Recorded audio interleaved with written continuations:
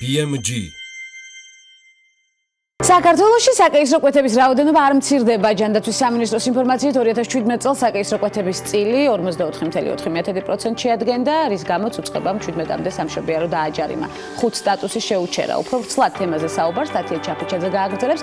თათია, მოგესალმებით, რომელი კლინიკები მოხვდნენ დაჯარიმებულთა და სტატუს შეჩერებულთა რიცხვში საინტერესოა. მოგესალმებით, გვანცა მივესალმებით ქალების ნარატივის მაყურებელს. მიუხედავად ჯანდაცვის სამინისტროს მცდელობისა, საქართველოში საკეისრო კვეთების რაოდენობა, როგორც უკვე აღინიშნა, არ მცირდება.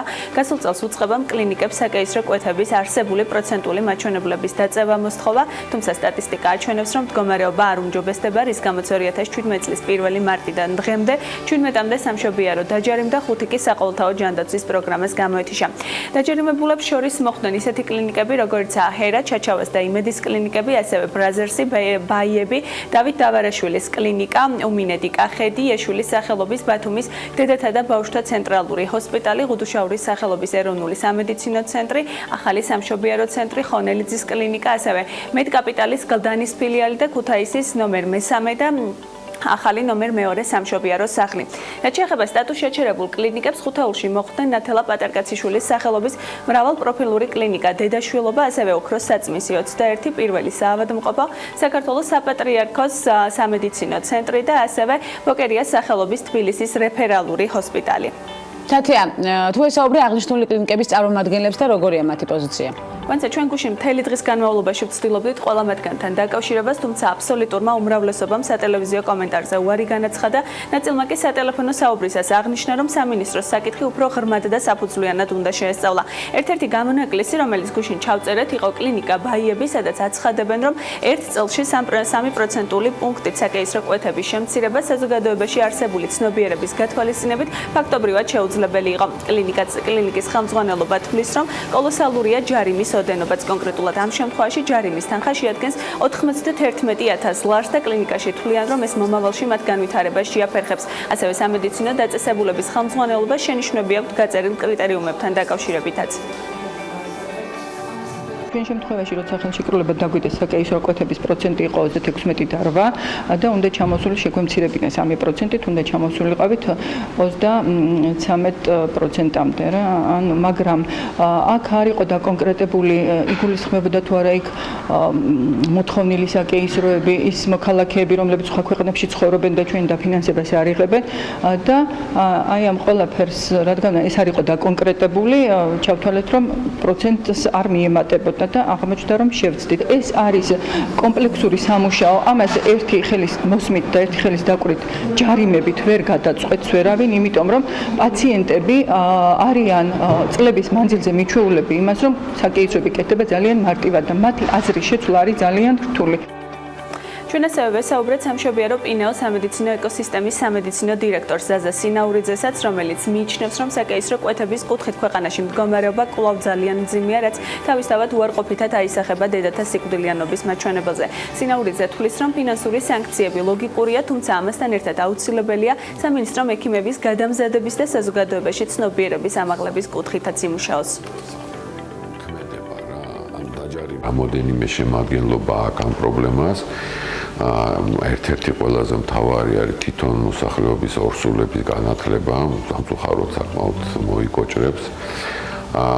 უნდა ითქვას, რომ საკმაოდ მაღალია პროცენტი განმეორებით საკეისრო კვეთების და შესაბამისად ხშირ შემთხვევაში იძულებული ვიხდები ჩვენ, რომ თქვა გაკეთდეს და ასევე არ მინდა რომ თქვა სირაქლემას პოზიციაში ვიყო და არ აღვნიშნო ის, რომ სამწუხაროდ სამედიცინო პერსონალსაც ჭირდება ძალიან დიდი და კარგი მომზადება.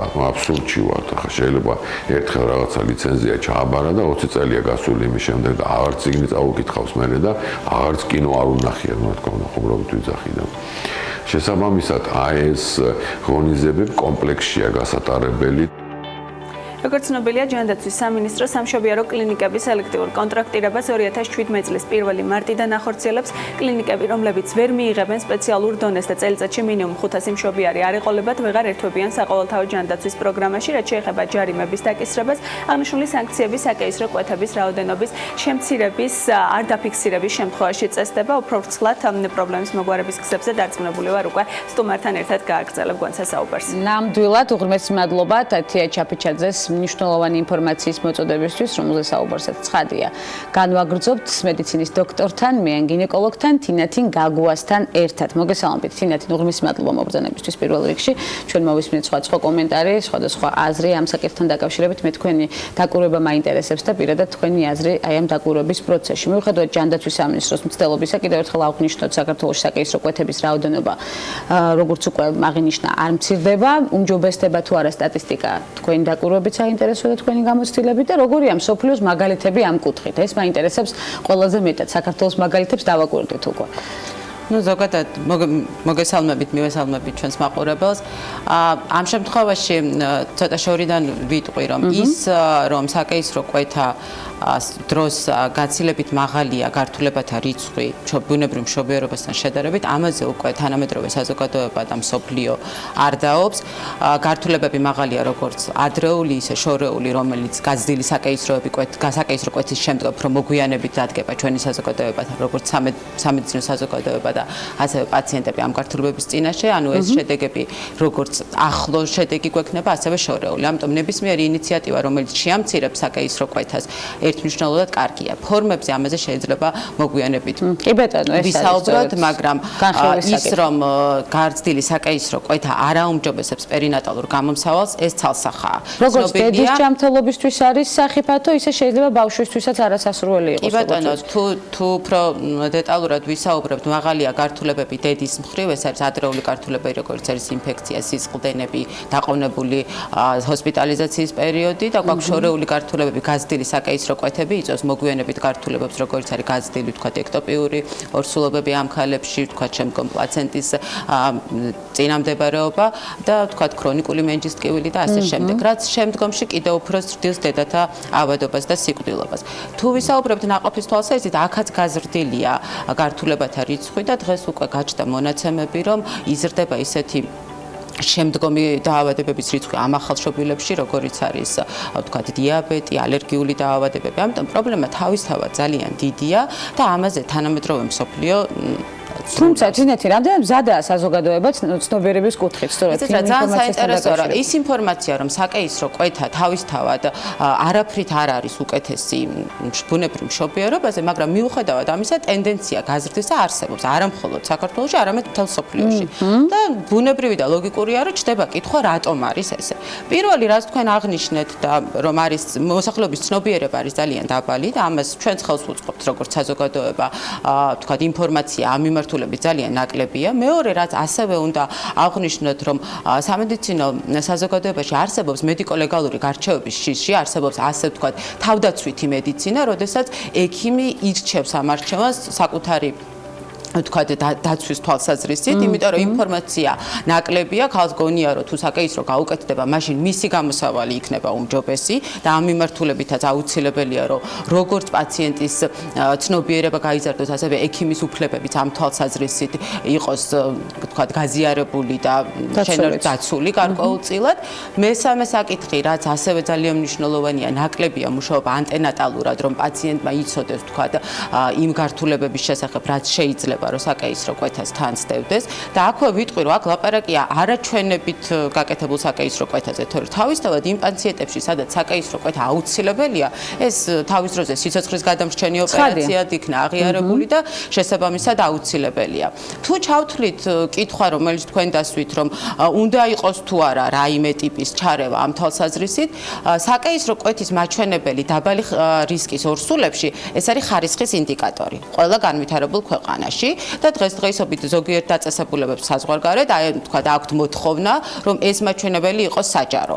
თუ ასე ჩავთვლით, მაშინ ჯანდაცვა როგორც ხარისხზე პასუხისმგებელი ორგანო გარკვეულწილად რაღაცა პასუხისმგებლობას ამ მიმართულებით უნდა იღებდეს და ატარებდეს თქვა რაიმე ტიპის რეფორმას ამ პოლიტიკას, რომ შემცირდეს საკეისრო კვეთების. თუმცა როგორი უნდა იყოს სამინისტროს მიერ გადადგმული ნაბიჯები იმისთვის, რომ პროცესი კონსტრუქციულად წარიმართოს. ეს კომპლექსურია ამ მიმართულებით, როგორც უკვე აღნიშნეთ, მიმართულება ძალიან ბევრი მიმართულებით არის საჭირო, მოსახლეობის ცნობიერების ამაღლება, ექიმთა გადამზადება, ასე ვთქვათ, ექიმთა უფლებების დაცვა და ამავდროულად ეს ძალიან მაღალი პროცენტი, რომელიც დღეს თუ ვთქვათ, ასე ვთქვათ, ერთობლივი მოქმედება არ იქნა ჯანდაცვის, ექიმების, ზოგადად საზოგადოების, შემდგომში კიდევ უფრო უარესი იქნება შედეგები და გართულებები, რომლის წინაშე ჩვენ ყველა ერთად დავდგებით. თუმცა სამშობიაროების წარმომადგენლებმა აღნიშნეს, რომ საკითხი უფრო ღრმად არის შესასწავლი, როგორი დამოკიდებულება გაქვთ თქვენ ამ კუთხით საინტერესოა, კიდევ უფრო მეტად სიღრმისეულად საჭიროებს თუ სწორედ ის კომუნიკაცია უნდა შედგეს, რომელზეც ახლა საუბრობთ. თანამშრომლობა არ არის და ამიტომ არ მიმდინარეობს ასე კონსტრუქციულად და რეფორმები ესე. მე არ თანამშრომლობა არ არის ძნელია, იცით ის რაც ამდენ ხანს ვთქვათ პროცენტი ძალიან მაღალი ამ მიმართულებით არა მარტო საქართველოს აქვს პრობლემა, თითქმის ყველა განვითარებულ ქვეყანას. შესაბამისად არსებობს გამოცდილებები, რომელიც განვითარებულ ქვეყნებში უკვე ვთქვათ განხორციელდა, ჩვენც ამ მიმართულებით მივდივართ, ეს არ არის მარტივი და ერთ დღეში მოგვარებადი პრობლემა, თუმცა ინიციატივები თავისთავად რომ ეს პროცენტი იქნეს გაცილებით ნაკლები, ერთმნიშვნელოვნად კარგია. კი ბატონო, ჩვენ მივადევნებთ აუცილებლად თვალყურს მოვლენების განვითარებას და შედეგებს აუცილებლად განვიხილავთ თქვენთან ერთად, თუმცა ქალბატონ თინათინ მე ისე ვერ დაგატოვებინებთ ჩემს სტუდიას, რომ არის შევქმნათ ერთგვარი პორტფოლიო, რომელიც თქვენს ძალიან საინტერესო დისერტაციას უკავშირდება, ეთერს გარეთ საუბრობდით და ჩვენ ამ თემაზე შემდგომ გადაცემებში ვისაუბრებთ. სიღრმისეულად დისერტაცია, რომელიც თქვენ დაიცავით, დიდ დროს საჭიროებს იმისთვის, რომ განვიხილოთ სიღრმისეულად და მივაწოდოთ მაყურებელს მნიშვნელოვანი ინფორმაცია. თუმცა თქვენ პორტფოლიოს მოვასწრებთ და საინტერესოა თქვენი პირველადი პროფესიული არჩევანი, ვიცი რომ სტუდენტებთან გაქვთ აქტიური ურთიერთობა, ასწავლით, ხართ პედაგოგი ამასობაში და ძალიან აქტიურად ხართ ჩართული სამუშაო პროცესში სხვადასხვა კლინიკასო თუ სხვადასხვა რეგალიის მიმართულებაში, რომელიც ჩვენ არ აღვნიშნეთ დღეს კონკრეტულ თემაზე ვსაუბრობთ. რა იყო თქვენი პირველადი პროფესიული არჩევანი და როგორ მიმდინარეობს თქვენი პროფესიული გზა?